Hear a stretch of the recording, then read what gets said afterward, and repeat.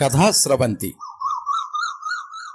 Shri NK బాబు సంపాదకత్వం వహించి సంకలనపరిచిన కథల సంపుటం కథా సౌరభాలు నుండి వేట.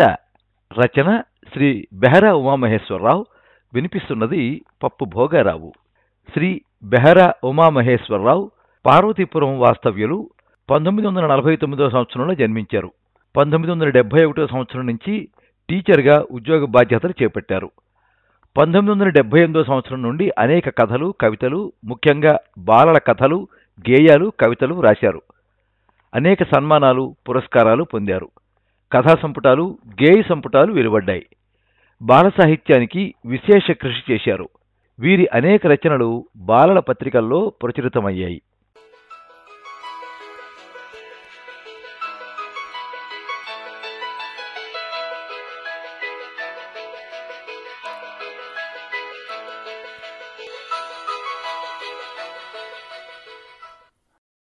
అబ్బో, మన ఊరి పేరు పేపర్లో కూడా పడింది రోయ్ అన్నాడు సుబ్బిశెట్టి.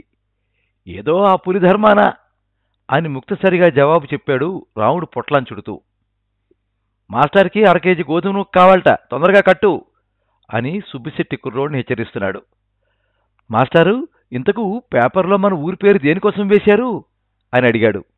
శంకరం మాస్టారు సిగరెట్ దమ్ము విడిస్తూ, ఇంకేముంది, అప్పర్ సీలేరులో పెద్ద పులి స్వైర విహారం అన్నాడు.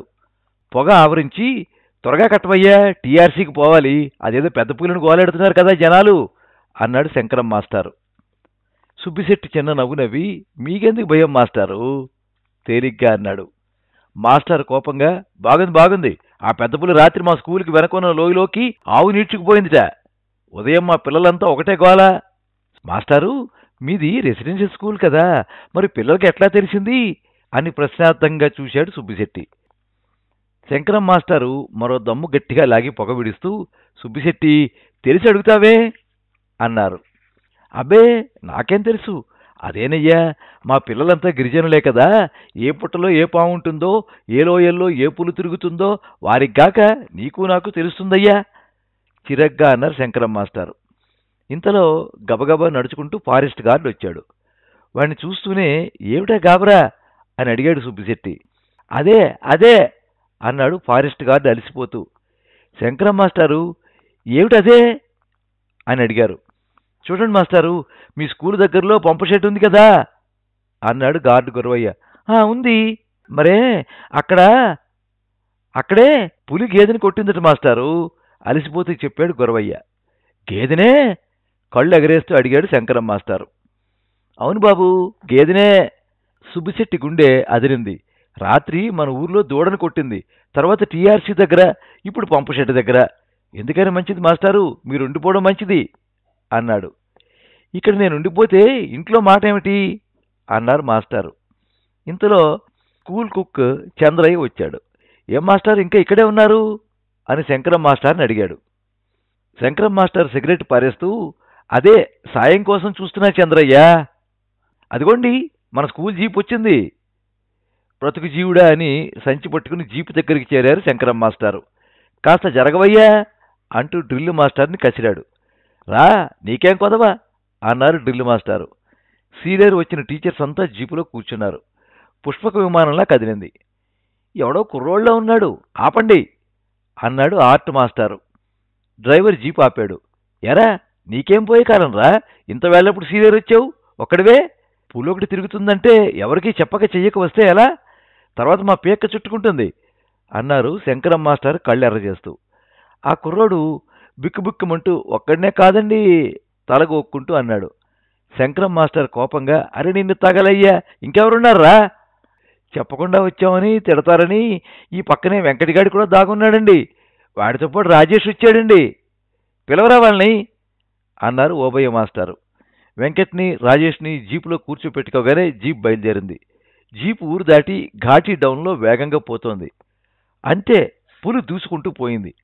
పెద్ద పులి అంటూ జీపులో గొల్లుమన్నారు. డ్రైవర్ బాబ్జీ, గోల పెట్టకండి అంటూ స్పీడ్గా మెలికలా తిప్పి ఘాటీ దాటించాడు. జీపు పవర్ హౌస్ చేరింది. అమ్మయ్యా అంటూ అంతా ఊపిరి తీశారు. ఎలాగైతేనే జీప్ అక్కడి నుండి బయలుదేరింది. మీరంతా కేకలు వేయకండి, టీఆర్సీకి పోదాం పదండి అన్నాడు డ్రైవర్ బాబ్జీ. అసలు ఆ టీఆర్సీ క్వార్టర్స్లో స్కూల్ ఎవరు పెట్టమన్నారో కదా ఆర్ట్ మాస్టర్ అన్నాడు. సరే అది ఇప్పుడెందుకు, తొందరగా పోనీ బాబ్జీ అన్నాడు నూకరాజు మాస్టారు. కొండవాలలో రోడ్డును దూసుకుంటూ జీపు వేగంగా సాగుతోంది. ఒక ప్రక్క లోయ, గాఢాంధకారం, మంచు కురుస్తోంది. చలి జాస్తిగా ఉంది. వేగంగా బడబడలాడుతూ డకోటా జీపు స్కూలుకి చేరింది. పిల్లలందరినీ రాత్రి కదలకూడదని, రూముల్లోనే ఉండాలని ప్రిన్సిపాల్ ఉత్తర్వులు జారీ చేశారు. నైట్ స్టడీ ఆ రోజు క్యాన్సిల్ చేశారు. పిల్లలంతా పెద్ద పులి గురించి చెప్పుకోసాగారు. ఆ పులి మేనేటర్ అయిందని తెల్లారికి అందరికీ తెలిసింది. వలసగడ్డలో ఒక ఫారెస్ట్ గార్డును పొట్టన పెట్టుకుంది. పసుపులంకలో ఒకరిని తినేసింది. అడవంతా తిరిగేస్తోంది పెద్ద పులి. కనిపించిన వాడినల్లా కొట్టిపారేస్తోంది. ఆ మేనేటర్ని కాల్చిపారేయమని ఉత్తర్వులు ఇచ్చారు. దాన్ని చంపిన వారికి 10,000 రూపాయల బహుమతిని కూడా ప్రకటించడం జరిగింది. ఒకరిద్దరు వేటగాళ్లు కూడా పెద్ద పులిని చంపడానికి అడవిలోకి చేరారు. కొండవాలులు, దట్టమైన అడవులు చూసేసరికి ఇంకా ఇంత భయంకరమైన అరణ్యాలున్నాయా అని అనిపించక తప్పదు. కాలిబాట కంటే అధ్వాన్నమైన అరణ్యంలో త్రోవ, రకరకాల పక్షులు, ఎత్తైన చెట్లపై నెమళ్ళు, చుట్టూ పొదలు. పొదలను దాటుతూ ముందుకు సాగే కొండమేకలు, లేళ్లు, దుప్పులు, కణుసులు, అడవి దున్నలు. చూడదగ్గ అడవులు అప్పర్ సీలేరు మన్య ప్రాంతం. చూసేవారికి తెలుస్తుంది దాని సౌందర్యం. వేటగాడు రంగంలో ఉన్నాడు. ఫారెస్ట్ రేంజర్ సదాశివం పులిని చంపాలని తుపాకీ పట్టాడు. ఆ పెద్ద పులి ఒకచోట స్థిరంగా ఉండడం లేదు. పసుపుల్లంకలో మాటు వేస్తే వలసగడ్డలో పెద్ద పులి తిరుగుతోంది. ఏ తొప్పులో దాగునైనా మనిషి మీద దూకవచ్చును. మాటు ఒక దగ్గర వేస్తే మరో దగ్గర తిరుగుతోంది. గడుసైన పులి. వలసగడ్డలో పులి తిరుగుతోందని ఫారెస్ట్ ఆఫీసుకి తెలిసింది. ఫారెస్ట్ రేంజర్ తుపాకీ భుజం మీద వేసుకుని వెంట గార్డు గురవయ్యతో బయలుదేరాడు. జీపు కదిలింది. వంకరలు బారిన ఘాటీలో వేగంగా జీపు సాగిపోతోంది. మెలికలు తిరిగిన బాటలో ముందుకు దూసుకుపోతోంది. ఒక ప్రక్క ఎత్తైన పర్వతాలు, మరో ప్రక్క వ్యాలీ. మధ్యాహ్నం 3 గంటలైంది. అప్పుడే సూర్యుడు కొండల్లో దాగుంటున్నాడు. జీపుకి సడన్ బ్రేక్ పడింది. గురవయ్య గుండె అదిరింది. యాక్సిడెంట్ జరిగితే ఇంకేముంది, ఆ వ్యాలీలో పడితే ఎముకలు పిండి ఇక బయటకొచ్చే మార్గం కాదు, అవసరమే ఉండదేమో. ఎదురుగా లారీ. దూసుకొస్తున్న లారీని చూసి టర్నింగ్లో సడన్ బ్రేక్ వేశాడు సదాశివం. యాక్సిడెంట్ తప్పింది. అయ్యగారు అన్నాడు గురవయ్య. నీకేం పర్వాలేదు అన్నాడు సదాశివం. బతికుంటే బలుసాకు తినవచ్చును అనుకున్నాడు గురవయ్య. జీపు బూసికొండ గ్రామం చేరింది. అక్కడ చేరిన గిరిజనులు పులి పులి అనుకుంటున్నారు. జీపు నుండి దిగి తుపాకీ తీసి గురవయ్య దిగు అన్నాడు రేంజర్ సదాశివం. గురవయ్య దిగాడు. పులి వంతరలోకం వెళ్లి పారిపోయింది అన్నారు గిరిజనులు. సదాశివం వెంట గురవయ్య కదిలాడు. బాబోయ్ పులి అంటూ కెవ్వుమన్నాడు గురవయ్య. పులి వారి మీదకి దూకబోయింది. వెంటనే నేల కూలింది. గురవయ్య తెలివి తప్పాడు. సదాశివం చూశాడు. పెద్ద పులి డొక్కలో ఓ బాణం, గుండెల్లో ఒకటి గుచ్చుకున్నాయి. పక్కనే పడి గిలగిల తన్నుకు చచ్చింది. గురవయ్య అని లేపాడు సదాశివం. అయ్యా ఇప్పుడు ఏ లోకంలో ఉన్నాం అన్నాడు గురవయ్య. లే పులి చచ్చింది. పులి చచ్చిందా అంటూ లేచాడు గురవయ్య. వణుకుతూ పులిని చూశాడు. ఎదురుగా 2 గిరిజనులను చూశాడు. మీరురా? ఆహా, ఎరా బజ్జయ్యా, తెల్లనయ్యా అని గురవయ్య పలకరించాడు. వారి చేతుల్లో బాణాలున్నాయి. సదాశివంకు మెరుపులాంటి ఆలోచన తట్టింది. గురవయ్య చెవిలో ఏదో చెప్పాడు కళ్ళెగరేస్తూ. ఎరా మీరు పులిని చంపుతారా అన్నాడు గురవయ్య హేళనగా. మా మీద పడబోయింది, మమ్మల్ని చంపుతాదని భయమేసి. అయితే దాన్ని చంపుతారా అని నిలదీశాడు గార్డు గురవయ్య. అదేటి పేడ మీద తీపేసి చంపినాం వణుకుతూ అన్నారు. తెల్లనయ్య, బజ్జయ్య క్షమించి బాబు అన్నారు. సరే మీ బావ గోపయ్య కణుసుని చంపి జైల్లో కూర్చున్నాడు తెలుసా, జాగ్రత్త అని హెచ్చరించాడు గురవయ్య.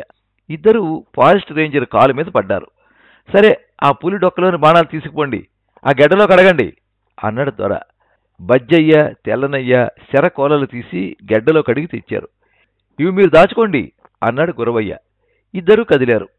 పెద్ద పులి డొక్కలో తుపాకీ తూటాలు పేలేయి, కాదు దూరేయి. రేంజర్ సదాశివం ఫోటో పేపర్లో. 10,000 బహుమతి కలెక్టర్ దగ్గర నుండి తీసుకున్నాడు. మరి గురవయ్యకు 5,000 చిక్కేయి.